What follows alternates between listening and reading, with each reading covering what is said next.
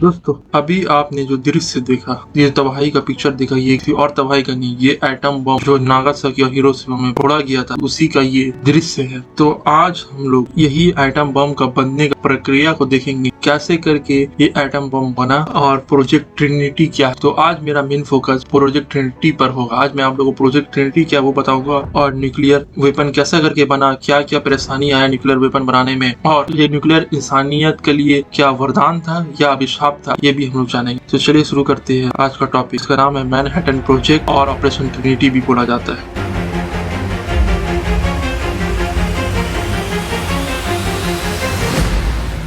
तो ये जो टेस्ट था, जो न्यूक्लियर टेस्ट था, इसे किया गया एलामोगोड्रो में, जगह का नाम है जो साउथ एलामोस से 230 मील दूर में पड़ता है, जो मैनहट्टन में यूनाइटेड स्टेट में पड़ता है। और ये एक बंजर और रेगिस्तानी एरिया है। ये जो डेजर्ट है इसका नाम है जोर्नाडा डेल मियोटो डेजर्ट। ये आइसोलेटेड जगह, यहाँ पर कोई आबादी नहीं है, सन्नाटा जगह है, फ्लैट ग्राउंड है और यहाँ पर बहुत कम धूल उड़ता है, मतलब हवा बहुत कम चलता है। तो मैनहट्टन प्रोजेक्ट जो लीडर थे उन्होंने इस साइट को चूज किया न्यू मैक्सिको में, और इसके अलावा टेक्सास और कैलिफोर्निया में भी चूज किया था, लेकिन न्यू मैक्सिको ये जगह ये बहुत ज्यादा सुटेबल था। और ये जगह को चूज करने वाले का नाम था ओपेनहाइमर। मैंने ओपेनहाइमर का बायोग्राफी रिव्यू किया है, उसे आप देख सकते हो। तो ओपेनहाइमर बोलते कि ये बचपन में वो यहाँ आया करते थे, तो उनको ये जगह के बारे में पता था, तो वही सजेशन देते हैं कि हम लोग को ह्यूमन सेटलमेंट से दूर ये प्रोजेक्ट को बनाने के लिए, यानी कि एटम बम को बनाने के लिए, न्यूक्लियर वेपन बनाने के लिए एक ह्यूमन सेटलमेंट से दूर और सुनसान जगह चाहिए, जहाँ का मौसम भी थोड़ा स्टेबल हो, यानी कि ज्यादा विंडी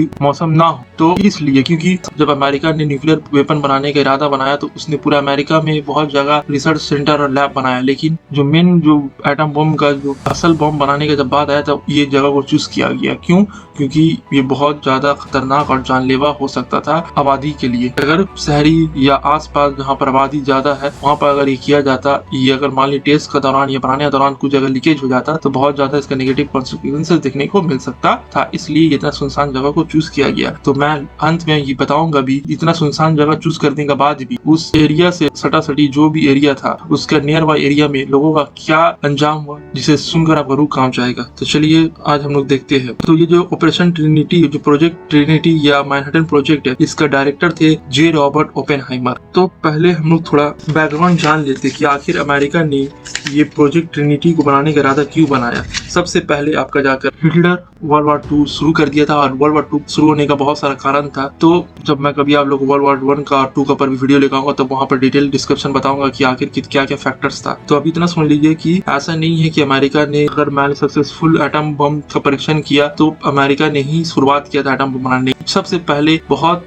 दिनों से इसका प्रक्रिया चालू हो गई। जब से रेडियो एक्टिव एलिमेंट मिलना डिस्कवर होना शुरू हो गया था, तब से लोग आपका जाकर यूरेनियम हो या यानी कि एटम को तोड़कर उससे एनर्जी निकालने के लिए होड़ में लगे हुए थे। और इसे सक्सेसफुली सबसे पहले जर्मनी में ही कर लिया गया था। क्योंकि आपको बता दूं कि जर्मनी आपका जाकर इंटेलेक्चुअल लोग का हब हुआ करता था। बड़ा बड़ा यूनिवर्सिटी, बड़ा बड़ा रिसर्च सेंटर जर्मनी में होता था। लेकिन जब जर्मनी में हिटलर आया, वहाँ पर जब यहूदी लोग का और जो इंटेलेक्चुअल लोग का जो भी हिटलर का आइडियोलॉजी से इत्तेफाक या कि उसे सपोर्ट नहीं करते थे, उन लोगों को मार दिया जाता था, उन लोगों की फैमिली को मार दिया जाता था। तो बहुत सारे साइंटिस्ट, खासकर उसमें से यहूदी और भी इंटेलेक्चुअल जो हिटलर का आइडियोलॉजी को सपोर्ट नहीं करते थे, उसे जर्मनी छोड़कर भागना पड़ा। पहले तो वो जर्मनी छोड़कर भागे, फिर जब हिटलर ने पूरा यूरोप को हथियाना शुरू कर दिया तो बाकी जो लोग थे, जो दूसरा यूरोपियन शहर में जाकर पनाह लिए हुए थे, वो यूरोपियन एरिया को भी छोड़ के भागना पड़ा। तो बहुत सारा साइंटिस्ट भागकर कहाँ चले गए? United state of America. कुछ ब्रिटेन चले, क्योंकि यूरोप जो है, यूरोप में पूरा तरीका से आपका जाकर किसका हुकूमत आ गया था? नाजी जर्मनी का, या तो नाजी का जो अलाई पार्टी था यानी कि इटाली, उसका दबदबा था। तो ये कारण से जितने भी साइंटिस्ट थे, जो जर्मन का इंटेलेक्चुअल, यूरोप के जो इंटेलेक्चुअल और साइंटिस्ट थे, उन लोग सबको मजबूरी में भागना पड़ा। और यही जर्मन से भागे हुए साइंटिस्ट लोग ने ही जाकर अल्बर्ट आइंस्टाइन को बताया कि जर्मनी न्यूक्लियर वेपन बना रहा है और हमें भी बनाना चाहिए, क्योंकि न्यूक्लियर वेपन, इससे पहले अमेरिका को नहीं पता था कि न्यूक्लियर वेपन होता है क्या और इससे कितना तबाही आ सकता है। ये लेटर आप देख सकते हैं, ये फेमस लेटर है जिसे अल्बर्ट आइंस्टाइन ने 2 अगस्त 1939 को अल्बर्ट आइंस्टाइन ने ये लेटर उस वक्त के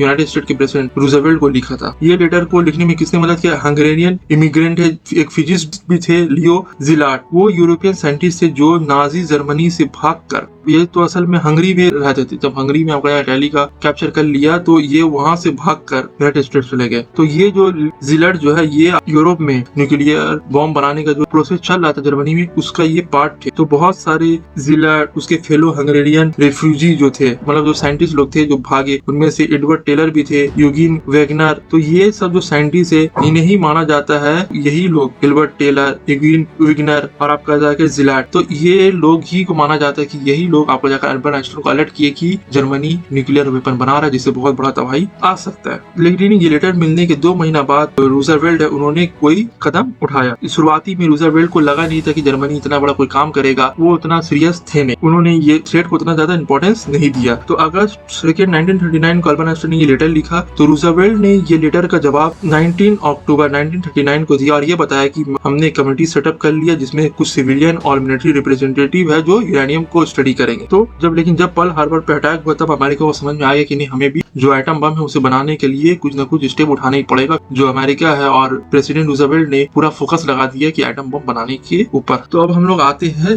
एटम बम बनाने में क्या क्या इस्तेमाल कैसे करके ये प्रक्रिया आया। देखिए, सबसे पहला जो गैजेट, जो ट्रिनिटी प्रोजेक्ट था, उसमें जो सबसे पहला बॉम्ब जो बनाया गया वो था गैजेट। उसका नाम दिया गया जो न्यूक्लियर डिवाइस जिसे फोड़ा गया मैनहट्टन प्रोजेक्ट के टेस्ट के दौरान, उसका नाम था गैजेट। ये एक स्टील ग्लोब, एक बड़ा सा स्टील का ग्लोब जैसा था। ये जो गैजेट था जिसे टेस्ट किया गया था, ये आपका जाकर जो फैट मैन बॉम्ब जो नागासाकी में गिराया था जिसके अंदर प्लूटोनियम इम्प्लोजन डिवाइस था, वैसे ही ये बना था। ये जो गैजेट जो नाम था ये बॉम्ब का, ये आपका जाकर प्लूटोनियम बॉम्ब था। और इसका शेप, ये स्ट्रक्चर पूरा किस तरीका से था, नागासाकी में जो फैट मैन बॉम्ब गिराया गया था उसी प्रकार का था। देखिए, प्लूटोनियम इम्प्लोजन डिवाइस जो होता है वो ज्यादा एफिशिएंट और पावरफुल होता है यूरेनियम बॉम्ब के मुकाबले। इससे बहुत जल्दी न्यूक्लियर एनर्जी रिलीज कर स्प्लिट होना, मतलब कि न्यूक्लियस जो होता है एटम का स्प्लिट होना शुरू हो जाता है और इससे ज्यादा से ज्यादा एनर्जी एग्जॉस्ट होते रहता है। फिर एक और बॉम्ब बनाया गया जिसका नाम था जम्बू। ये भी एक यूनिक डिवाइस था, ट्रिनिटी साइड में इसे बनाया गया था। ये जो जम्बू था ये मैसिव सिलेंडर और स्टील कंटेनर का जैसा था, लेकिन इसका टेस्ट उतना सक्सेस नहीं हुआ। टेस्ट का प्रिपरेशन कैसे करके शुरुआत होता है उसके बारे में हम लोग जानते हैं। तो ये जो बंजर एरिया था जहाँ पर ना कोई रोड था ना कोई इलेक्ट्रिसिटी सप्लाई था, लेकिन एक एटम बम बनाने के लिए हर एक फैसिलिटी चाहिए। अच्छा रोड चाहिए जहाँ पर सामान आसानी से लाया जाए, इलेक्ट्रिसिटी होना चाहिए, वाटर का अवेलेबिलिटी होना चाहिए। तो ये सब भी चीज चाहिए। और खासकर शुरुआती दौर में पता चला कि यूरेनियम से ही हम इतना ज्यादा ऊर्जा निकाल सकते हैं, लेकिन अमेरिका पास यूरेनियम का कमी था। अमेरिका पास जो भी यूरेनियम था वो आया था कांगो से। कांगो आपका जाकर बेल्जियम का पार्ट था, लेकिन जब इटाली ने बेल्जियम पे अटैक किया तो बेल्जियम कॉलोनी पे अटैक कर लिया। तो उस दौर में जो एक आपका जाकर कांगो में एक ऑफिसर थे जो बेल्जियम के रहने, वो एक अच्छा देशभक्त थे। उन्होंने क्या किया, जो कांगो में जो भी यूरेनियम था उसे क्या कर दिया, न्यूयॉर्क में ट्रांसफर कर दिया ताकि इटालियन लोग का हाथ ये यूरेनियम ना लगे। तो फिर ये यूरेनियम को यूज करके अमेरिका ने इस्तेमाल किया, लेकिन उन्हें बहुत, क्योंकि जो यूरेनियम उस टाइम अवेलेबल होता था वो यूरेनियम 238 होता था, जिससे न्यूक्लियर वेपन नहीं बन सकता। अगर बनाना है तो यूरेनियम को इंडोज कर करके U-235 करना, U-235 करने में समझिए पसीना छूट जाएगा, बहुत मेहनत का काम है। अमेरिका ने शुरुआत में क्या किया, प्लूटोनियम को इस्तेमाल करके एटम बम बनाया। तो इसके लिए न्यूक्लियर साइट बनाने के लिए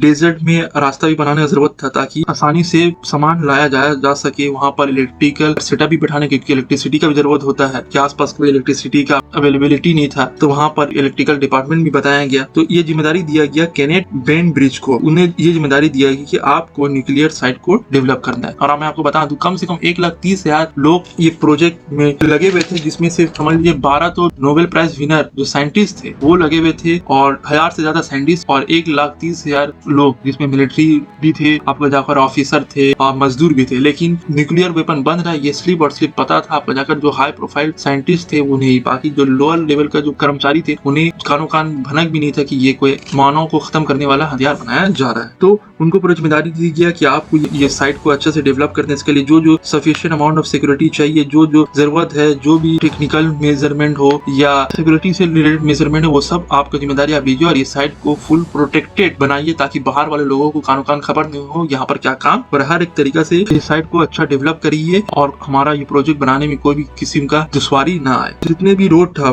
माइल्स ऑफ रोड्स को बनाया गया, पक्का किया गया, पेवमेंट बनाया गया ताकि मटेरियल को आसानी से ट्रांसपोर्ट लाया जाए, क्योंकि रेगिस्तान एरिया में गाड़ी कैसे रखाएगा। बाद इतना हाईली डेंजरस आपको इतना खतरनाक अगर मटेरियल लाया जा रहा है, अगर वो जरा से भी इम्बैलेंस होकर गिर गया तो क्या होगा, पूरा तबाही मच सकता है। तो ये सब के लिए अच्छा रोड नेटवर्क होना जरूरी है। तो इतना रेगिस्तान एरिया में अच्छा रोड नेटवर्क बनाया गया, वहाँ पर इलेक्ट्रिकल वायर भी अच्छे तरीके से बिछाया, केबल बिछाया गया, ताकि पावर भी जो गैजेट जो भी बॉम्ब बनेगा उसे तो तार का वायर का जरूरत है, उसे इलेक्ट्रिक का तो जरूरत है। तो ये सब चीज का भी अवेलेबिलिटी करवाया गया। शुरुआती दौर में ये ऑपरेशन ट्रिनिटी जब शुरू हुआ तो साइंटिस्ट लोग उतना कोई खास जानकारी नहीं था कैसे बनेगा नहीं बनेगा, तो बहुत सारा फेलियर का सामना करना पड़ा। और वहाँ पर अगर जर्मनी में देखिए तो हाइजेनबर्ग एटम को स्प्लिट करने में कामयाब हो गए थे। और मैंने आपका जाकर ओपेनहाइमर का बायोग्राफी में बताया भी है आपका जाकर एटम को तोड़ने का प्रक्रिया किसने सफल कर दिया था, और तब जाके हमारे को चिंता हो गया कि नहीं हम लोग को कुछ करना पड़ेगा। तो आप वो रिव्यू देख सकते हैं ओपेनहाइमर का, पर मैंने जो बायोग्राफी लाया। एक और बायोग्राफी इसके बाद लाऊंगा जो होगा हाइजेनबर्ग के ऊपर। तो अभी प्रोजेक्ट ट्रिनिटी को हम लोग देख लेते हैं। तो अगर जरा से भी अगर साइड में कुछ भी डिफेक्ट हो गया तो ये बहुत हेवी खतरा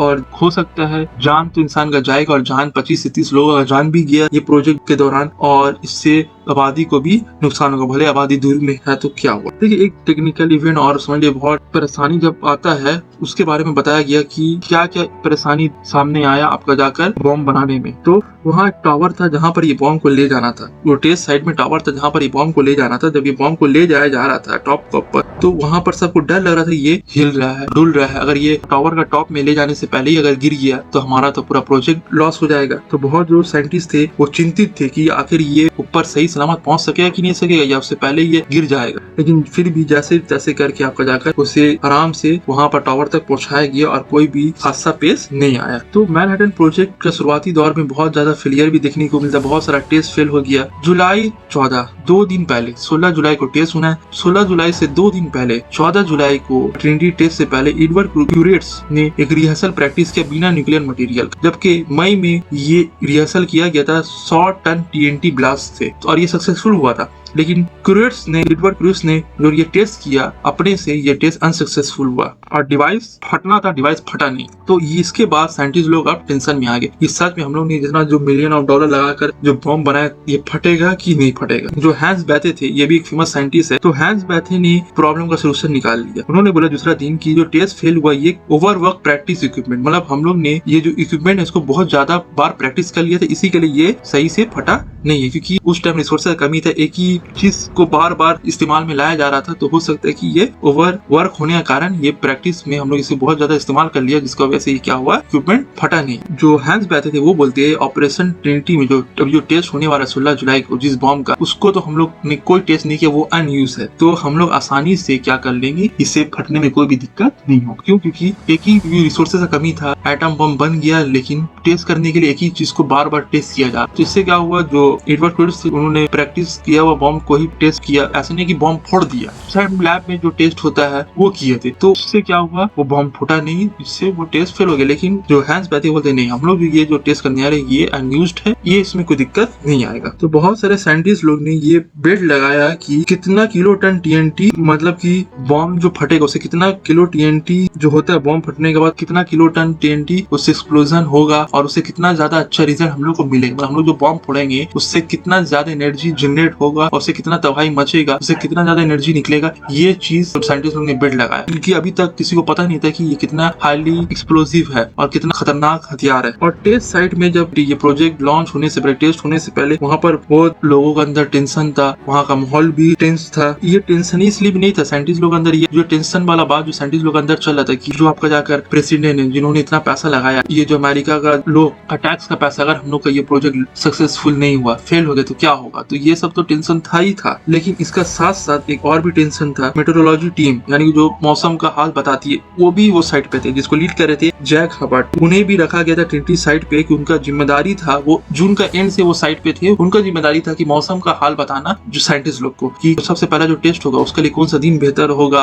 आपका जाकर मौसम सही रहेगा। तो जैक हबर्ट ने क्या इन्फॉर्म किया, वेदर को ट्रैक करे, वेदर का पैटर्न को ट्रैक कर रहे थे, और ये बताया कि जो 16 जुलाई का जो दिन होगा, जिसे जो पहला टेस्ट का दिन जो सेलेक्ट किया गया कि 16 तारीख को हम लोग बॉम्ब का टेस्ट करेंगे कि सक्सेसफुल हुआ है कि नहीं, तो बताया गया कि उस दिन तूफान आने वाला, तो प्रेडिक्ट किया गया कि उस दिन तूफान आने वाला है। ठीक उससे एक दिन पहले 15 जुलाई का रात को बहुत ज्यादा बारिश भी हुआ, ट्रिनिटी का साइड में हवा भी चला, तो बहुत सारे साइंटिस्ट जो थे उन्हें ये लगने लगा कि 16 जुलाई को तो अब लग रहा नहीं कि टेस्ट होगा, टेस्ट अब पोस्टपोन हो जाएगा। लेकिन डिले होने से जो साइंटिस्ट लोग का जो मनोबल है वो भी गिरता, फिर बाहरी प्रेशर तो था ही था, तो उन लोगों को जैसे भी करके 16 जुलाई को ये टेस्ट करना ही करना था। एक्सटर्नल प्रेशर क्या था? एक्सटर्नल प्रेशर तो बहुत ही ज्यादा था, हफ्तों से उन लोगों पर प्रेशर था कि जल्दी से बॉम्ब को टेस्ट करो और इसका रिजल्ट बताओ। सिर्फ ऐसा नहीं कि जो न्यूक्लियर साइड में मैनहट्टन न्यू मैक्सिको में जो साइंटिस्ट काम करते उनको ही टेंशन था, उनको टेंशन स्लीप प्रोजेक्ट का तो था ही कि ये बॉम्ब फटेगा कि नहीं, बट उसका साथ साथ तो जर्मनी में जो प्रेसिडेंट हैरी ट्रूमन है उन्होंने क्या किया, सोवियत और जो ब्रिटिश लीडर, अब तक जर्मनी हार मान चुका है, अभी जो इवेंट चल रहा है अब जर्मनी हार मान चुका है, वो वर्ल्ड वॉर 2 से बाहर है, सिर्फ जापान टिका हुआ है। तो जर्मनी में प्रेसिडेंट हेनरी ट्रूमन ने क्या कर दिया, उनका मीटिंग होने वाला था सोवियत और ब्रिटिश लीडर से, तो उन्होंने क्या किया, ये जो मीटिंग था जो पोट्सडाम जर्मनी में होने वाला था, वो कॉन्फ्रेंस को उन्होंने ट्रिनिटी का टेस्ट के लिए अभी तक बताया नहीं है कि हम लोग कुछ प्रोजेक्ट बना रहे। अब तो ट्रूमन आ चुके थे क्योंकि रूजवेल्ट का बीच में ही देहांत हो गया था और उसके बदले हैरी ट्रूमन जो वाइस प्रेसिडेंट है वो आ गए, और वाइस प्रेसिडेंट होने के नाते भी हैरी ट्रूमन को पता भी नहीं था कि एटम बम बन रहा है। जब वो प्रेसिडेंट बने तो उन्हें पता चला कि एटम बम बन रहा है। जब उन्हें पता चला तो उन्हें जर्मनी में जाकर एक कॉन्फ्रेंस अटेंड करने का था सोवियत और ब्रिटिश लीडरों के साथ मिलकर कि अब इसे पूरा तरीका से कैसे करके वर्ल्ड वॉर 2 को खत्म कर दिया जाए कि जर्मनी तो हार चुका है, सिर्फ अकेला जापान बचा हुआ है। ये फैसला करने के लिए उनको मीटिंग था, कॉन्फ्रेंस था, वो कॉन्फ्रेंस को क्या डिले करते थे। उनको क्यूरियोसिटी था कि नहीं पहले मुझे ये टेस्ट का रिजल्ट जानना है, तो ये टेस्ट अगर सक्सेसफुल हो जाता है तो उनका स्ट्रेटेजी जो वो अपने कॉन्फ्रेंस में जाके बोलेंगे उससे अच्छा इंपैक्ट पड़ेगा ताकि वॉर को जल्दी से जल्दी खत्म कर दिया जाए जापान के साथ। और ये भी टेंशन था, ट्रूमन का ये डिजायर था कि अगर मैं ये टेस्ट सही होता तो मुझे डिप्लोमेटिकल पर्पज से भी मेरा एक पोजीशन बढ़ जाएगा, और यही गलती ट्रूमन ने किया। जब एटम बम बन गया और उसका सक्सेसफुल टेस्ट हो गया तो ये बात जाकर स्टैलिन को बता दिया ट्रूमन ने कि देखिए हम लोगों के पास ऐसा हथियार है जो सबको बर्बाद कर देगा, और ऐसा ही हुआ। स्टैलिन ने बोला जाइए जाके इस्तेमाल करिए, और बाद में वही यूएसएसआर अमेरिका का कट्टर दुश्मन बन गया और उसने भी एटम बम बनाने में न्यूक्लियर आर्म जैसे उसमें पार्टिसिपेट कर लिया। और ट्रूमन का एक गलती और आज देखिए क्या हो गया, सब कोई न्यूक्लियर वेपन बनाने में होड़ में लगे हुए। तो अगर ये फेलियर हो जाता है या डिले हो जाता है, इससे क्या होता है, प्रेसिडेंट को सवाल हो जाए, जो साइंटिस्ट लोग जो काम करे इसके ऊपर सवाल उठाएंगे कि आखिर इतना डिले क्यों हो रहा और ये प्रोजेक्ट सच में सक्सेसफुल होगा भी कि फेल हो जाएगा, तो इसके ऊपर भी एक सवाल या निशान उठ जाता। उसी टाइम में जापान ने एक बड़ा गलती कर लिया, जो भी कर लिए, यूनाइटेड स्टेट का मिलिट्री कोस्ट पे जो अटैक कर ही दिया था जापान 1941 में, अब फिर से उसने अटैक कर दिया। और जापान क्या करता था, देख रहा है कि उसे कोई जीतने का उम्मीद नहीं है, वो क्या करता था, काजी काज में इस्तेमाल करता, यानी कि सुसाइड बॉम्बर। ऑपरेशन ट्रिनिटी को और मैनहट्टन प्रोजेक्ट को आगे बढ़ाने में सबसे इम्पोर्टेंट हाथ जो रहा है, जिसने बहुत ज्यादा सपोर्ट किया है, वो है लेजरी ग्रुप। ये आर्मी जनरल थे, इन्होंने बहुत ज्यादा आपका जाकर ये प्रोजेक्ट के लिए मेहनत किया, साइंटिस्ट को इकट्ठा किया, जो ओपेनहाइमर को ढूंढ के निकाला और ये प्रोजेक्ट का डायरेक्टर बनाया। और इनका तो मानना ये था कि एटम बम अगर बन गया तब सक्सेसफुल हो गया, उनका मानना था कि जापान को पूरा बॉम्ब से उड़ा के खत्म कर दिया जाए। लेकिन ट्रूमन ने ऐसा किया नहीं, सिर्फ 2 ही बम मारा। लेकिन जो लेजरी ग्रुप थे ये तो बहुत ज्यादा ही उत्साहित थे, सबको तो टेंशन था ही था, लेकिन ये टेस्ट कैसा होगा, ये टेस्ट सही होगा कि नहीं। लेकिन सबसे ज्यादा टेंशन एडवर्ड टेलर को था, वो ये समझ रहे थे अगर मान लो ये बॉम्ब को ले जाने के और टेस्ट से पहले ही कोई एक्सीडेंट हो गया, जिससे क्या होगा, एक ग्लोबल डिस्ट्रक्शन हो जाएगा, एटमॉस्फेयर में ये बॉम्ब फट जाएगा, समझिए एक न्यूक्लियर एपोकलिप्स हो जाएगा और मैनहट्टन प्रोजेक्ट खत्म हो जाएगा। लियो ज़ीलर जो एक हंगरियन अमेरिकन फिजिसिस्ट, जो मैंने अभी बताया कि जिन्होंने अमेरिका को अवेयर किया था कि जर्मनी न्यूक्लियर वेपन बना रहा है, ये एटम बम का यूज का ऑब्जेक्शन मतलब अगेंस्ट थे, बोलते कि ये मोरल का खिलाफ है, ये इससे इंसानियत का तबाही आ जाएगा। तो शुरुआत में तो इन्होंने न्यूक्लियर साइड में और न्यूक्लियर फिजिक्स में काम किया, इनका जो लेजली ग्रुप है उनका साथ मिलकर बहुत अच्छा रोल भी प्ले किया मैनहट्टन प्रोजेक्ट में। लेकिन जब ये बॉम्ब बन गया तो जो ज़ीलर थे वो बहुत डिस्टर्ब होकर वो नहीं चाहते थे कि ये बॉम्ब का इस्तेमाल किया जाए लड़ाई के दौरान। तो उन्होंने एक पिटीशन दिया प्रेसिडेंट ट्रूमन को और ये डिमांड किया कि ये बॉम्ब को फोड़ने से पहले, क्योंकि अब तक वो समझ चुके थे कि ये बहुत खतरनाक और डेडली वेपन है, तो उन्होंने बोला कि जापान पर ये बॉम्ब मारने से पहले हम लोग को वार्न कर देना चाहिए कि हम लोग एटम बम बना चुकी है, अगर आप नहीं सुधरिएगा तो आपको एटम बम मार दिया जाएगा। लेकिन ये जो पिटीशन था ये कभी भी आपका जाकर ट्रूमन तक नहीं पहुंचा, क्योंकि इसे लेजली ग्रुप ने पहुंचने ही नहीं दिया। देखिए ट्रिनिटी में जो मैनहट्टन प्रोजेक्ट था, इसमें कई सालों का मेहनत, कई घंटों का मेहनत, कई सालों का समझ लीजिए मेहनत, और लोगों को घंटों लगाना इस प्रोजेक्ट में, और फिर भी बहुत लोग ने ये प्रोजेक्ट के दौरान जान भी दिया। लेकिन फिर भी लोग अभी भी अनअवेयर थे कि यह बॉम्ब फटेगा कि नहीं, और अगर फटेगा तो इससे कितना डिस्ट्रक्शन होगा, और ये हमारा जो सोच है, हमने जो जिस सोच से ये एटम बम बनाया, क्या सच में वो रिजल्ट वो देगा क्या नहीं देगा। बहुत सारा थ्योरेटिकल वेरिएबल्स भी चल रहा था कि कैसे फटेगा, कितना उसका डिस्ट्रक्शन होगा, कितना दूर तक ये तबाही फैलेगा, अलग अलग प्रोबेबिलिटी चल ही रहा था और कोई भी श्योर नहीं था कि आखिर सच में ये बॉम्ब क्या रिजल्ट देगा। तो बहुत सारा प्रिकॉशन लिया गया कि अगर मान लीजिए ये बॉम्ब फूटा और इसे डूम्सडे हो गया, यानी कि तबाही क़यामत का दिन आ गया, हो सकता है कि अभी बॉम्ब फटा नहीं, बॉम्ब फटा तो और हम लोग ने जितना सोचा कि जितना डिस्ट्रक्शन होगा उससे ज्यादा डिस्ट्रक्शन हो गया, तो हम लोग कैसे करके उससे निपटेंगे। तो उस वक्त जो भी उन लोगों को समझ था, जो भी उन लोगों का नॉलेज था, टेक्नोलॉजिकल नॉलेज, और उस दौर में डूम्सडे से बचने के लिए जो भी उन लोगों ने प्रैक्टिस किया था वो सब चीज उन लोगों ने रेडी कर लिया, आर्मी को तैयार कर लिया, ताकि अगर कुछ ऐसा एक्सीडेंट हो गया और ये डूम्सडे बन गया, ये प्रैक्टिस सेशन डूम्सडे बन गया, उसके लिए क्या हम लोग को स्टेप उठाया जाएगा। तो सोल्जर को आसपास पूरा पोस्टिंग कर दिया गया, पूरा एरिया खाली करा दिया गया। एसी तो बहुत दूर में हो रहा था लेकिन फिर भी और भी आसपास का एरिया खाली करा दिया गया। तो एमारिलो जो टेक्सास सिटी जहाँ पर 70,000 आबादी था उसे भी खाली करवा दिया गया और एक न्यू मैक्सिको गवर्नर जॉन जे डेम्सी को आप मार्शल लॉ लगा दिए सिटी में, ताकि इससे अगर कुछ इवेंट हो जाए और नुकसान हो जाए तो आप लोग रेडी रहिए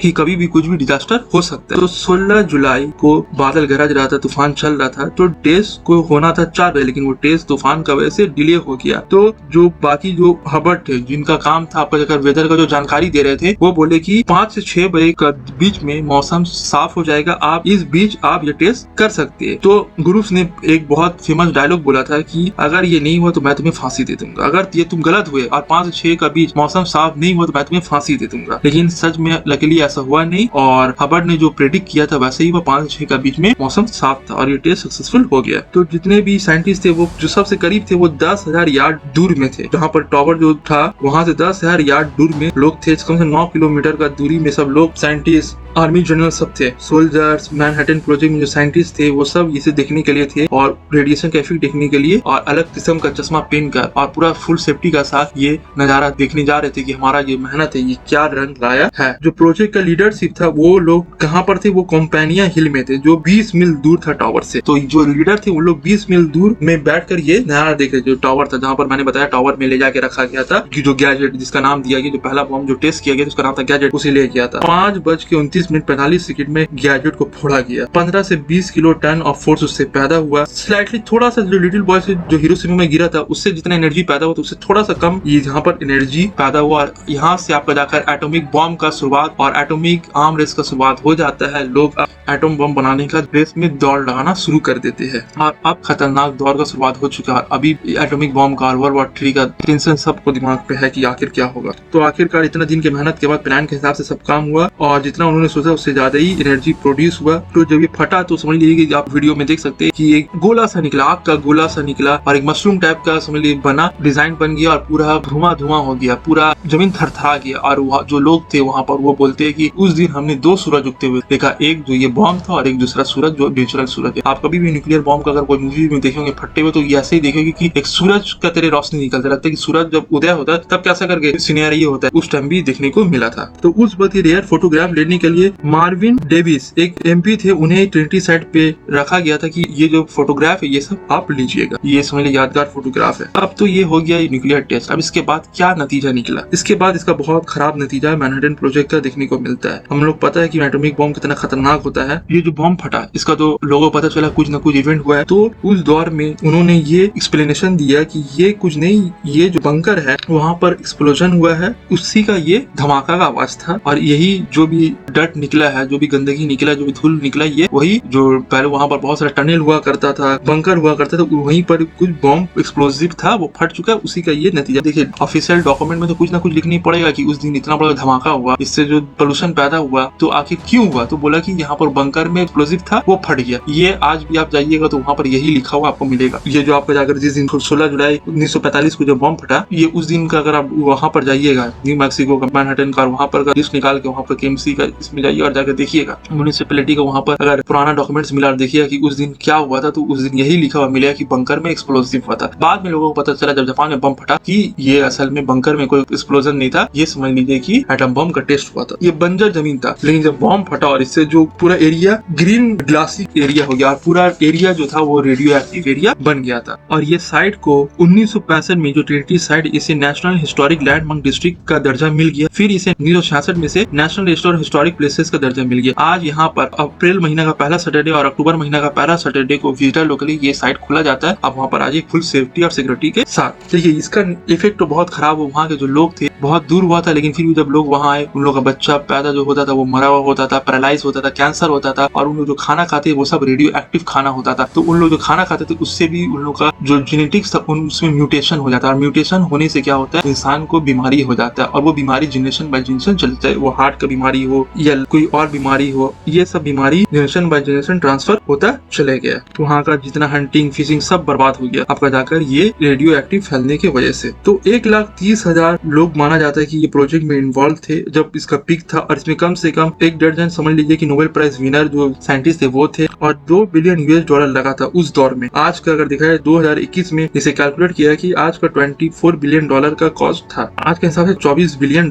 तो आज हम लोगों ने देखा मैनहट्टन प्रोजेक्ट क्या था, ऑपरेशन ट्रिनिटी क्या था। तो ऐसे ही इंटरेस्टिंग जानकारी लेने के लिए हमारे साथ जुड़े रहिए, और भी इंटरेस्टिंग फैक्ट्स आते रहेगा। और मैं नेक्स्ट टॉपिक हाइजेनबर्ग को पर लेकर आऊंगा, जहाँ पर बताऊंगा कि यहाँ पर तो सक्सेसफुल हुआ, जर्मनी में अनसक्सेसफुल क्यों हो गया, उसके बारे में भी जानकारी मिलेगा। Thanks for watching friends, like comment कर दीजिए और शेयर जरूर कर दे।